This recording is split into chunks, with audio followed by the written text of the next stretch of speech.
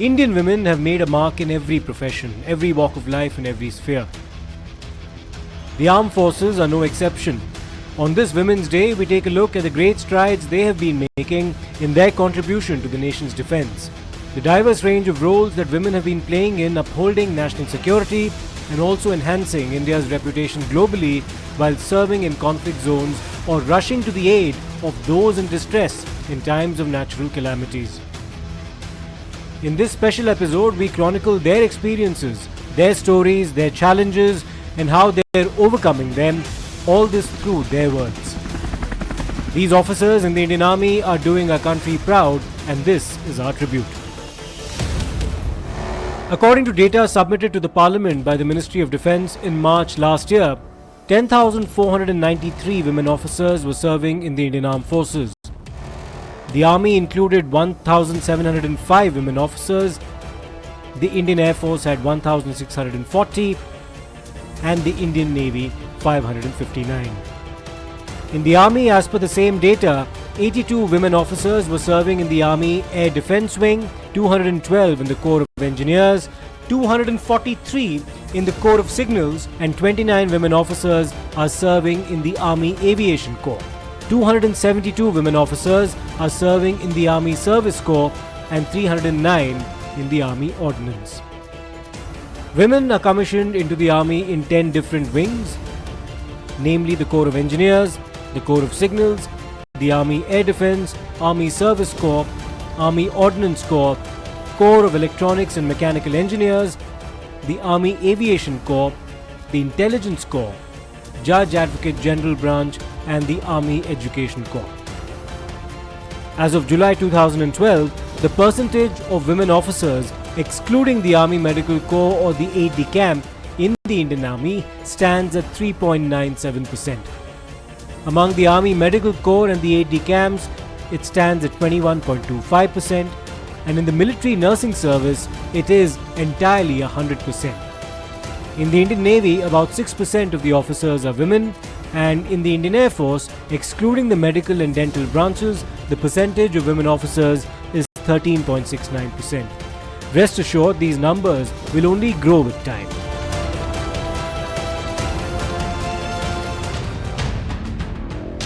One of the reasons for this is the significant developments that have been made towards inclusivity, including the granting of permanent commission for women in the armed forces. The officers that we spoke to come from diverse backgrounds, serving in different branches of the Indian Army, in different locations, giving us also a perspective into the varied functions associated with this force. First up, Captain Diksha, who serves as a medical officer with the Parachute Regiment Special Forces. The images on your screen speak for themselves of the rigorous training that she has undergone together with the troops of the Special Forces.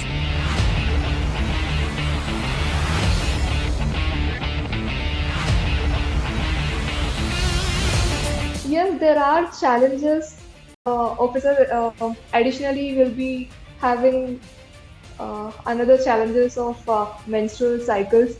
Some people might think it might be a huge challenge, but I would say as far as there are some additional resources and you have that determination and willpower in your mind and heart, these obstacles doesn't matter. When you have that vision and goal in front of you, you can overcome any obstacles. And especially for me, as far as I have food to eat or water to drink and a shed over my head, I'm very much comfortable to serve in any such locations. So, being the first female officer in Special Forces unit, I can say only that please do not have any negative notions in terms of gender biases or negative virtues in this institution. Be fearless, follow your dream. You can achieve anything and everything. There is no better organization than this where we can deal with the profession of arms and follow or lead our men in service of the nation. There will be some challenges, but With determination, you can achieve anything.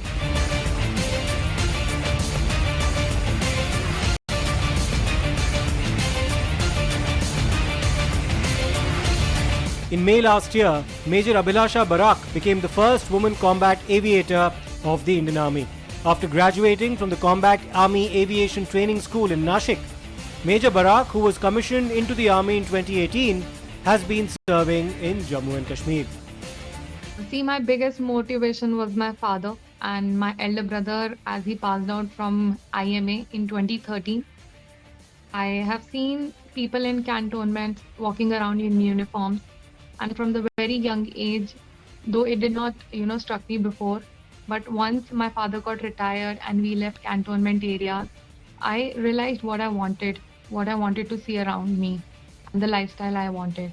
So then I walked this path after completing my graduation, as India was not open during that time. I completed my graduation and gave SSB and then got into the Indian Army. I would like to tell everyone that Indian Army is the best, career option. It is a lifestyle. It gives you everything in all dimensions.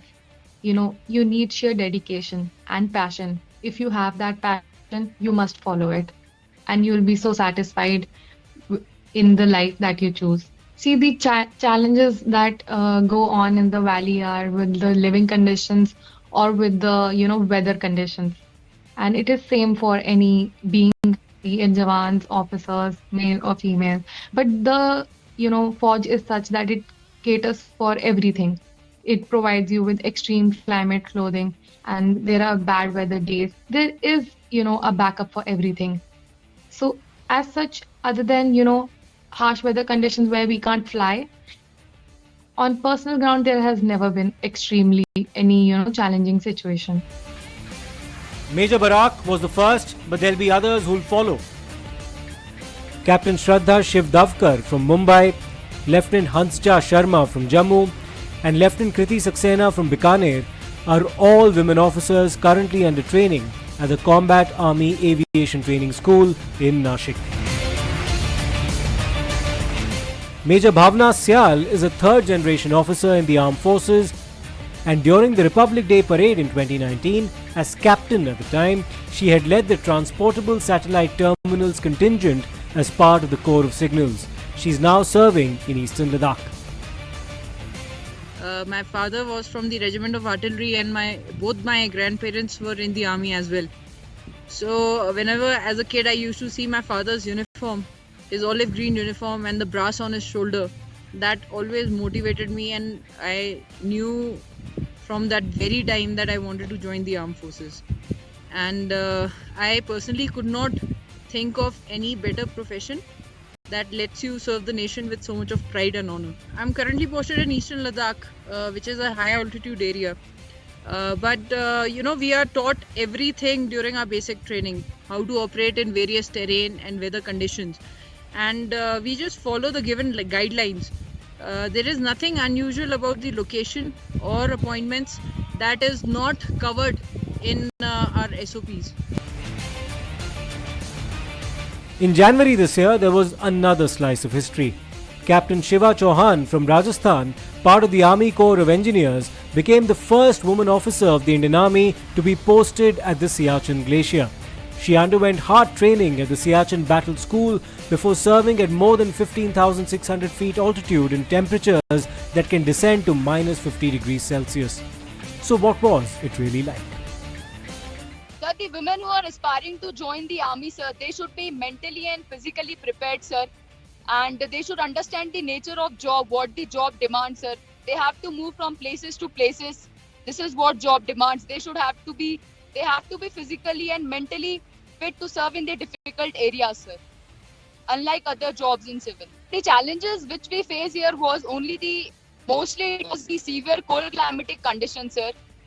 And how to cope up with it, sir, it is like to keep ourselves and the men which are under our command, sir, mentally and physically fit, sir. Moreover, their health should be fine, sir. They have to be physically fit to serve here for the tenure of 90 days, 3 months or exceeding that, sir.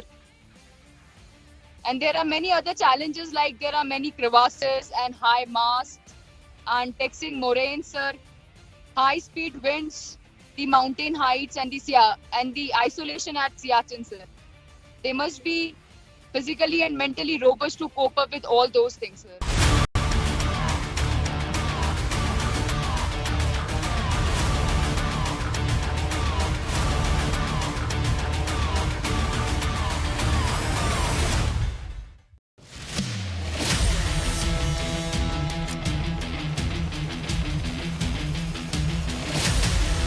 Close to 53,000 people were killed in the earthquake in Turkey and Syria this year.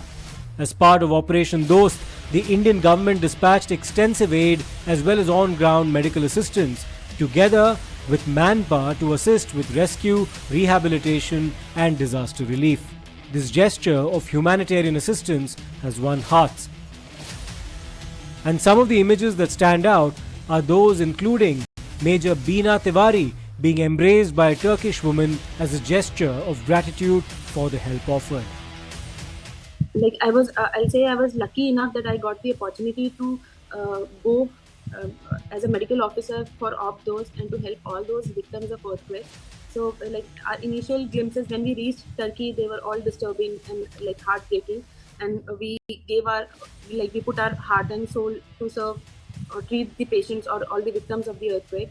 So it was initially very disturbing, but then after seeing the response of the patient to our services and their blessing to us, it all became like we were overwhelmed with their very easy. So like all the patients who are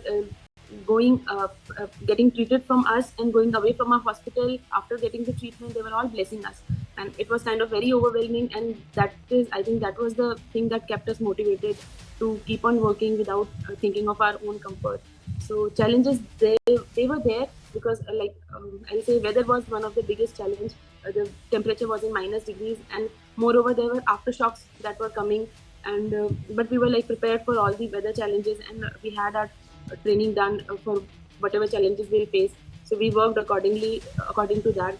So we did our job. We tried to give our best there also, and there were so many memories and bonds that we brought back from Turkey. And like all the patients, they were blessing us, and every patient had a different story. It was a sad one also, and it was very motivating for us to see how like life will take a turn, and you have to be prepared for that, be it emotionally or physically, to take all the challenges. Other than that, after coming, like while we were coming back, we made like during the 10 days duration, we made such a bond with all the volunteers. We made so many friends, and there was one particular line that touched me. Was one of the volunteer, while they were dropping us at the airport, he just wrote to me, he texted me that you always thank you for your services. He was like thanking the Indian Army, the organization, and India basically. And he just texted that you always remember that you have a home in Turkey and there's a brother waiting for you to host you in good times. So I think that particular line touched me a lot, and like I was very happy and very satisfied with the service that we gave to them. So that is one moment that actually touched me. In South Sudan, what's her experience been like? First of all, it was any motivation and inspiration starts from home. So my grandfather, Sipahi Dhup Singh, was, I would say, the first person who inspired me to join the armed forces. He martyred his life in the 1962 Indochina War. Then second credit definitely goes to my father, who's also served the Indian Army for more than 30 years of his life. He retired in 2019 from the Corps of Engineers. And last but not definitely the least, the most inspiring women officer, the first female general of the Indian Army, General Punita Arora. So that was during my college times. When I saw her for the first time, her interview was aired and I saw her, and that's when I just knew that this is what I want to do. Conflict do come with challenges, and I'm sitting in an area where half of the year there's no road connectivity because of the weather conditions, because of the climate, and there's no road connectivity, no networks. So yes, it does become challenging in that aspect.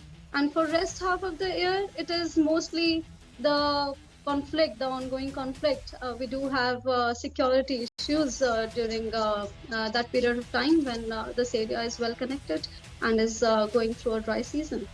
So security and definitely the climate. These are the two main challenges that we face here. As a women officer, I would not say that as a military personnel, I have any challenges because I think that's what we are trained for, to cope up with the challenges and not be affected by them. But yes, definitely administratively, there are certain arrangements that the forces have to make prior to the deployment of the women officers in such a conflict zone. Basic administration like toilets, accommodations, these are basics. And rest of the issues, I think we all are well trained for that. Major Ruchi Agarwal has been serving with the UN peacekeeping force as well in the Democratic Republic of Congo. We spoke to her not just about the challenges of serving as a woman officer in an overseas mission, but also of the moments that she will take back with her. My motivation behind joining the armed forces, definitely, I was always inclined towards the uniformed services of the country. It was not just olive green, I would say, but predominantly for olive green, I was encouraged by my father and many of my school alumni who are proud members and veterans of this organization. So there was a motivational talk conducted in our school, which gave me an idea as to how I can join this organization and what are the various entries which are available to us. So that struck me there that okay, I will be joining army, and I would say the major contributor in the choice of my profession is definitely my father, because he made time and again he made me realize my aptitude, my potential, and directed all his energy as well as mine energy towards this dream that we had collectively shared.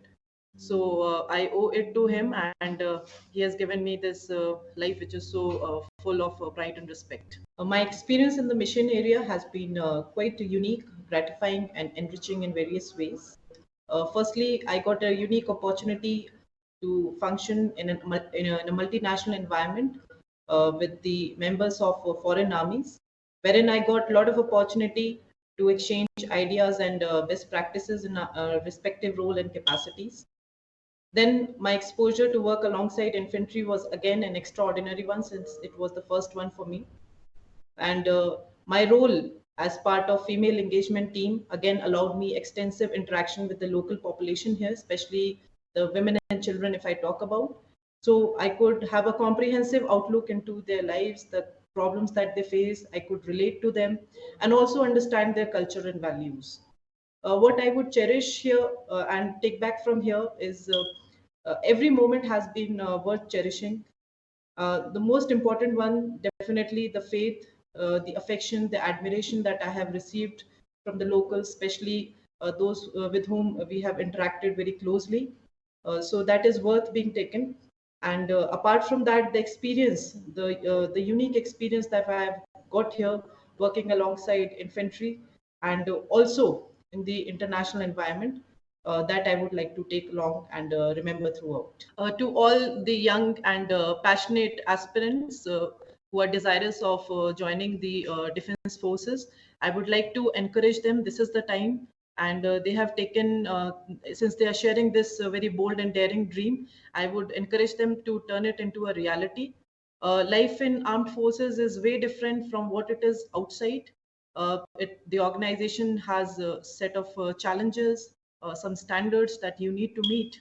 But once you meet those, you overcome those challenges and you meet those standards, you are transformed into a very unmatchable and versatile personality altogether.